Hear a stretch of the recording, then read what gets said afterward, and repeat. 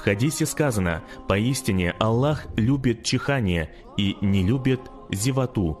Поэтому, если кто-то из вас чихнет, пусть воздаст хвалу Аллаху. Что делать чихнувшему? Первое – прикрыть лицо ладонями. Если кто-либо из вас чихает, то пусть прикроет свое лицо ладонями, чтобы приглушить звук. Второе – произнести дуа.